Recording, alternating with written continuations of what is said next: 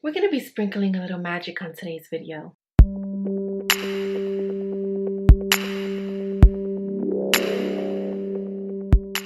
Hi everyone, welcome back to my channel. If you're new here, I'm Steph, and today we're going to be talking all about the law of attraction and how to use it to manifest your dreams.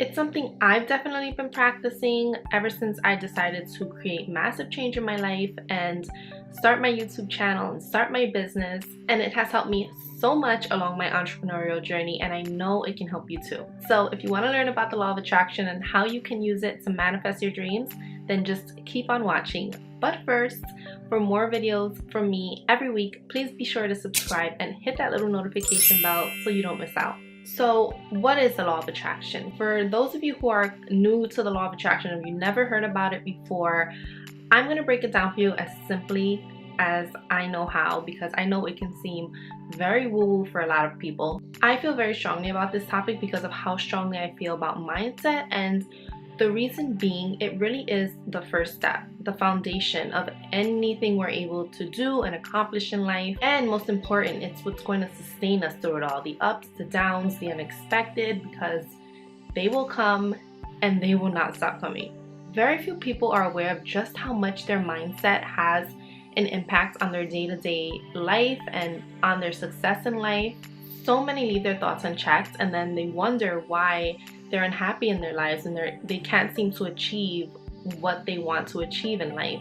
They fail to realize that they are actually the creators of their lives. And once I realized this for myself, my whole world changed. So you might be wondering where the law of attraction ties into all of this. And while the law of attraction is definitely rooted in metaphysics and spirituality, for me, more than anything, it's a mindset, and we're constantly using it whether we think so or not. The principle of the law is like attracts like. So whatever you put out into the universe, you get back. And so that also means that whatever you imagine, you become. So think of it this way. Think of your thoughts, think of yourself or your thoughts as this huge magnet, right? With an energetic pull that attracts other things to it, whether they be positive or negative, depending on what you're choosing to focus on. Everyone has a frequency, a vibe that they give off, and the things you attract to yourself will depend on that vibe that you're giving off. So have you ever noticed that when you're in a very negative mood, or when something bad happens to you, it's not just that one thing that happens to you, it's kind of like things just keep on happening to you all at the same time, like that phrase, when it rains it pours. That's no coincidence. I don't believe in coincidences at all. It was already raining, right? You had the situation that was happening that sucked, and you just let the rain keep coming and you kept letting it pour because you were feeding off of that energy, or you were feeding into it and you were focused on that. So of course, naturally, remember, magnets, you're going to attract more of that stuff because you're not letting yourself be open to the positive things that are surrounding you, but you're just choosing not to focus on them. Everything is energy, including your thoughts, and all thoughts become things or experiences eventually. Think about it. Everything in life began with a thought. Walking on the moon, for example, that began with a thought, right? That was someone's idea. Everyone thought it was impossible because they had never seen it done before, but all it took was one person to believe it was possible. He saw it in his head and he made it happen. Notice the difference though. The man who walked on the moon believed it in order to see it, while the rest had that see it to believe it mentality, which is what most of us have, right? But what this ultimately means is you hold the power to manifest your dreams and create your reality, not your circumstances, not your past experiences or anything else. You, my friends. And this is good news, right? It may be a reality check, but it also means that now you can be intentional and an active participant in your life versus letting life happen to you. So 2 law of attraction books that I quickly want to recommend to you guys that I personally love are The Secret by Rhonda Byrne and also Ask and It Is Given by Jerry and Esther Hicks. those two books are great if you're just getting into the law of attraction. I would suggest starting with The Secret and then moving on to Ask and It Is Given. But you'll walk out with so much knowledge and so many practical tips on how to apply the law of attraction in your life. So the concept of the law of attraction is simple, right? But actually putting it into practice can be a little bit harder. And there's actually a strategy to this. It's a 3-part strategy, and that's ask, believe, and receive. So the first step is ask the universe for what you want. The second step is to believe, but truly believe that it's already yours and feel the feelings of having it. And the third tip is to surrender to the universe and wait to receive it. But while you're waiting, make sure that you're taking action. That's your job throughout this whole process. The universe will take care of the rest. Okay, so for example, if you're wanting to manifest your dream business, right? The first step is ask. So you want to get clear on your goals. This is very important because if you don't know what you want, then you can't ask for it and then you can't receive it. Write your goals down on paper. There's something about writing your goals down on actual pen and paper that just make them more tangible and really make that connection between your brain and the paper.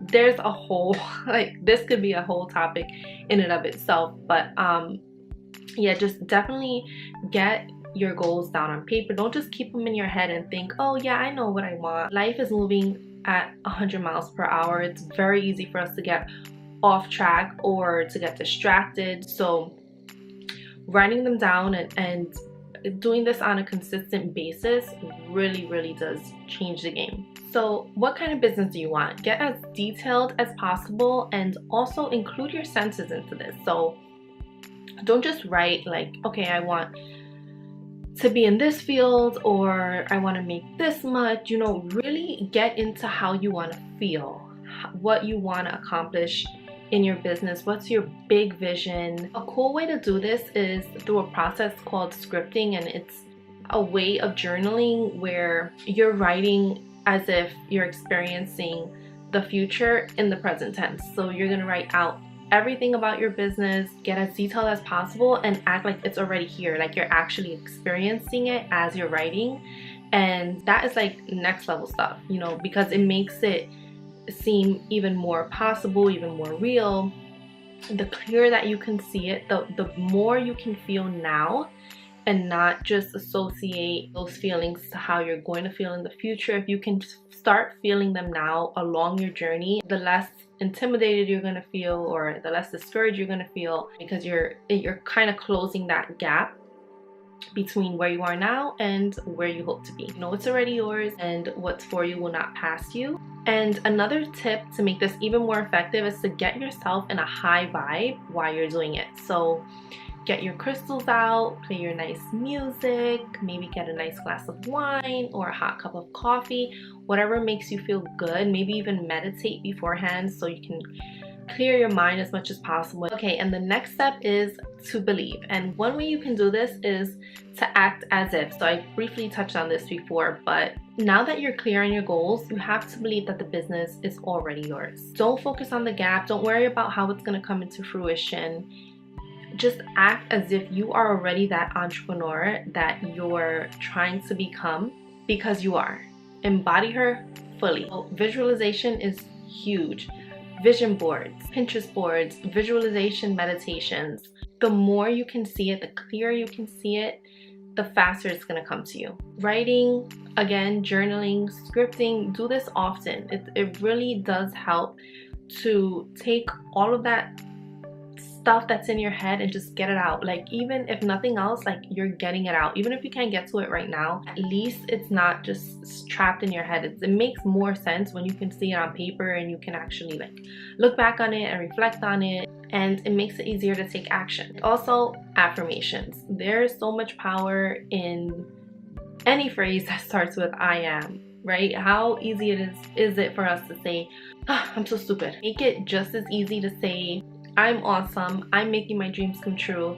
Guys, the more you do this, I know it's gonna seem weird in the beginning because, you know, it's not natural for us to like talk about ourselves in that way, but the more you do it, the more, you know, natural it's gonna feel. And say it out loud. Don't just read it, just really say it out loud so your subconscious can really like take it in, and you can reprogram some of those old negative stories that you've been telling yourself and replace them with very positive, motivating stories instead. Stories that are going to move you forward instead of hold you back. Besides, none of that negative stuff that we say to ourselves about ourselves are actually true. So let's stop lying to ourselves and let's really start to talk to ourselves like we deserve to be talked to, because we are the only things ever standing in our way. So affirmations, so key. And another tip of mine is gratitude, and this one is huge. Gratitude is the secret behind the law of attraction because it's the highest frequency that you could be on, and the things you want to manifest will come to you way quicker when you can appreciate what you already have. And the reason for this is because you're focused on the present, on the things that you have to be grateful for that we so often take advantage of. Waking up in the morning, you know, having 2 eyes to see, having 2 ears to hear, having food on the table, having clothes on our back. It keeps the focus on what matters, the positive stuff in our life, instead of what we're lacking or, you know, what we wish we had. Because when we stay in that state of constantly, you know, what we're missing, we miss out on what we have. And when you're in that kind of mindset, that never really goes away. There's never going to be anything that's going to completely satisfy you. You know, you may want that thing and you may get it, but trust and believe there's going to be something else that you want. Oprah says, I'm going to paraphrase here, when you're grateful for what you have, you'll end up having more. And when you're focused on what you don't have, you're never going to have enough, because it's your mindset. So it's great to dream. Of course, we should always aspire to be our best, to do great things, to have more things that we can enjoy,